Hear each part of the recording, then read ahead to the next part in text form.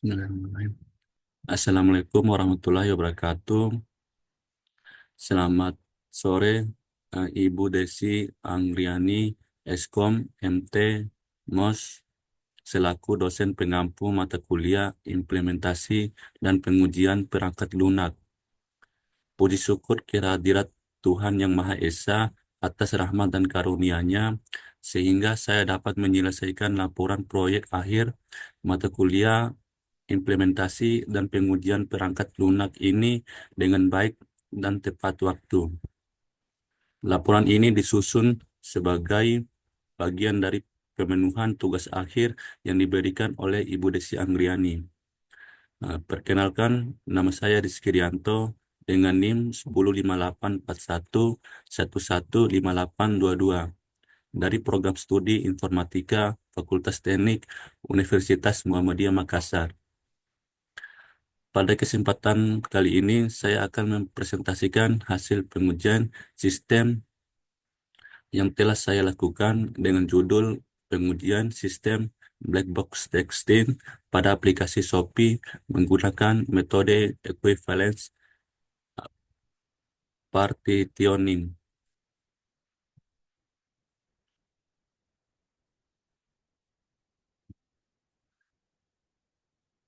Di era digital yang serba cepat ini, aplikasi perangkat lunak telah menjadi bagian esensial dari aktivitas kita sehari-hari, mulai dari komunikasi, pekerjaan, hingga transaksi ekonomi. Oleh karena itu, kualitas dan keandalan sebuah aplikasi menjadi faktor krusial untuk memastikan kepuasan pengguna dan keberlanjutan fungsi bisnisnya. Inilah mengapa pengujian perangkat lunak memegang peranan yang sangat penting dalam siklus pengembangan. Tujuan utama pengujian adalah mengidentifikasi cacat atau bug sebelum aplikasi digunakan secara luas, sehingga resiko kegagalan dapat diminimalkan dan pengalaman pengguna bisa ditingkatkan. Salah satu metode pengujian yang paling efektif dan umum adalah black box testing. Metode ini berfokus pada pengujian fungsional dari sudut pandang pengguna, tanpa perlu mengetahui struktur internet atau kode programnya. Sebagai penguji, saya hanya berinteraksi dengan antarmuka aplikasi, memberikan input, mengamati output, dan mengamati output yang dihasilkan untuk memastikan sistem berfungsi sesuai spesifikasi dan pendekatan relevan untuk aplikasi populer yang banyak digunakan, karena keberhasilan secara langsung mempengaruhi jutaan pengguna. Saya pilih aplikasi Shopee sebagai kasus studi sebagaimana salah satu e-commerce terbesar di dunia. Shopee memiliki jutaan transaksi dan interaksi setiap harinya, sehingga menuntut tingkat keandalan yang sangat tinggi. Kesalahan kecil pada fitur krisis seperti pembayaran atau pencarian produk dapat berdampak besar pada pengalaman pengguna. Proyek ini memiliki 3 tujuan utama. Yang pertama, saya bertujuan untuk melakukan pengujian black box pada fitur-fitur penting di aplikasi Shopee. Yang kedua, saya akan menerapkan metode equivalence partitioning untuk merancang kasus uji yang efisien. Dan yang ketiga, saya menganalisis hasil pengujian yang mengidentifikasi apakah aplikasi berfungsi sesuai harapan dan menemukan potensi bug atau kesalahan fungsional.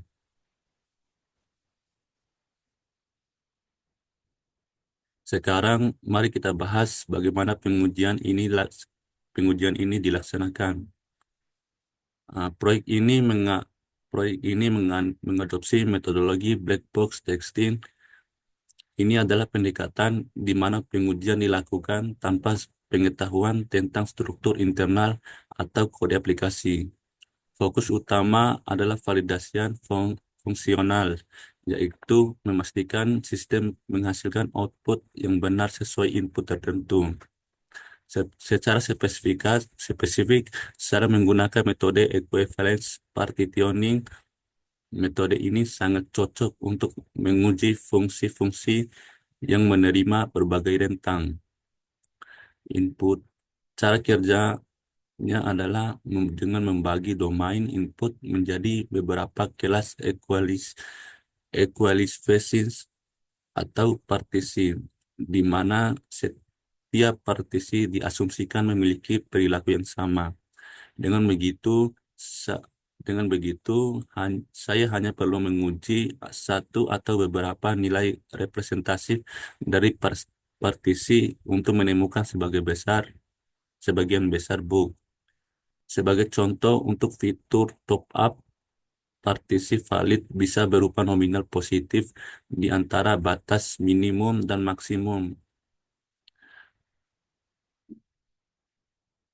Sementara partisi invalid berupa nominal nol, negatif, atau melebihi batas maksimum.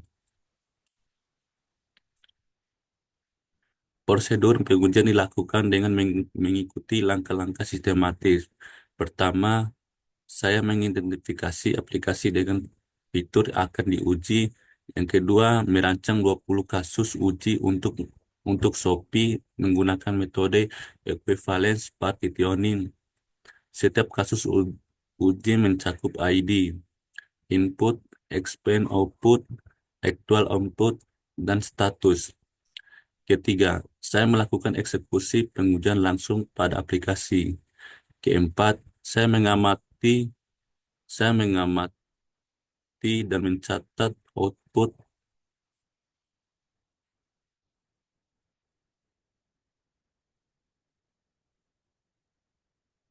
Yang keempat, saya mengamati dan mencatat output yang dihasilkan dengan cermat.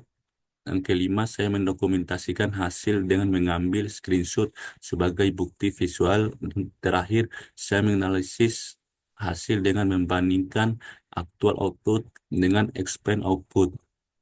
Untuk mendukung pengujian ini, tools yang saya gunakan cukup sederhana. Saya menggunakan HP saya sendiri, Redmi Note S, sebagai perangkat utama fitur, screenshot untuk dokumentasi, dan Microsoft Word untuk menyusun laporan.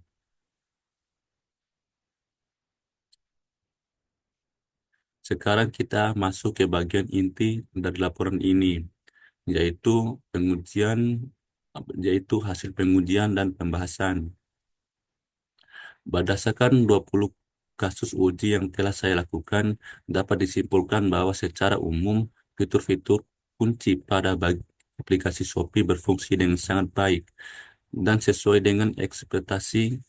Mayoritas kasus uji saya berstatus valid yang mengidentifikasi stabilitas dan keandalan fungsional inti aplikasi. Sebagai contoh, pengujian pada fungsi autentikasi seperti login dengan kredensial valid TC01 Shopee berhasil membawa saya ke halaman utama. Validasi Validasi info yang kuat juga terlihat pada skenario login dengan password invalid di bagian TC02 Shopee, atau username tidak terdaftar, tidak terdaftar di bagian TC03 Shopee, di mana sistem memberikan pesan kesalahan yang jelas. Proses transaksi esensial juga berjalan mulus pada pengujian checkout dan status pembayaran di eh, bagian TC09 Shopee serta top up Shopee di bagian TC18 Shopee. Sistem juga mampu menangani skenario input invalid seperti menambahkan produk.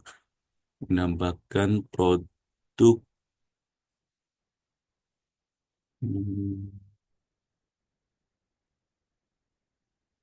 Namun dari 20 20 kasus uji, saya mengidentifikasi satu kasus yang hasilnya tidak sesuai harapan. Ini adalah ini adalah satu-satunya bug minor yang saya temukan, yaitu pada TC 05 Shopping. Pada bagian pengujian ini, input yang saya berikan adalah kata kunci acak, yaitu Ki- KZ, XZ, KW, RT, Y, UIOP pada fitur pencarian menurut desain fungsionalnya. Expand output adalah sistem akan menampilkan pesan produk tidak ditemukan. Tapi karena kata kunci tersebut tidak relevan. Tapi yang sebenarnya terjadi adalah aplikasi tetap menampilkan hasil pencarian berupa produk yang tidak relevan seperti Infinix Smart dan Paperglass. Hal ini menunjukkan bahwa sistem pencarian tidak mampu memvalidasi input yang tidak relevan dengan tepat dan memberikan umpan balik yang sesuai. Ini merupakan bug minor yang perlu diperbaiki karena dapat menyebabkan kebingungan pada penggunaan. Bukti visuali, bukti visual dari hasil ini dapat Anda lihat eh, pada pada bagian pada bagian lampiran sebentar. Secara keseluruhan, pengujian ini menunjukkan bahwa aplikasi Shopee memiliki implementasi yang robust untuk fitur-fitur yang diuji, dengan penanganan input yang baik dan pesan kesalahan yang jelas untuk skenario tidak valid. Sebagai penutup, saya akan sampaikan kesimpulan dan syarat dari proyek ini. Berdasarkan dari pengujian, saya menyimpulkan bahwa aplikasi Shopee secara keseluruhan menunjukkan stabilitas dan fungsional yang sangat baik. Mayoritas kasus uji, baik yang valid maupun invalid, berhasil dieksekusi dengan output yang sesuai dengan ekspektasi. Hal ini menegaskan bahwa proses bisnis inti dan interaksi pengguna pada fitur-fitur tersebut telah diimplementasikan dengan solid. Meskipun demikian, ada beberapa saran yang saya ajukan untuk perbaikan dan pengembangan di masa mendatang. Yang pertama, perbaikan bug. Bug minor yang teridentifikasi pada fitur pencarian tidak perlu segera pencarian perlu segera diperbaiki. Sistem sebaiknya tidak menampilkan produk acak, melainkan memberikan pesan yang jelas seperti produk tidak ditemukan untuk meningkatkan pengalaman pengguna. Yang kedua, memperluas cakupan pengujian. Pengujian ini hanya mencakup 20 kasus uji pada beberapa fitur inti. Disarankan untuk melakukan pengujian lebih lanjut pada fitur-fitur lain yang belum tercakup seperti fitur pengembalian barang, interaksi dengan layanan logistis, atau fungsionalitas di dalam Shopee Live dan Shopee Video. Penggunaan metode pengujian lain. Yang ketiga, penggunaan metode pengujian lain. Untuk pengujian di masa mendatang, sa- disarankan untuk mengkombinasikan metode equivalence partitioning dengan metode black box testing lainnya, seperti boundary value analysis untuk menguji batas nilai input, atau state transition testing untuk menguji alur perubahan status pesanan. Demikian presentasi laporan proyek akhir dari saya. Saya menyadari laporan ini masih jauh dari sempurna. Oleh karena itu, saya terbuka untuk kritik dan saran yang membangun. Terima kasih atas perhatiannya. Assalamualaikum warahmatullahi wabarakatuh.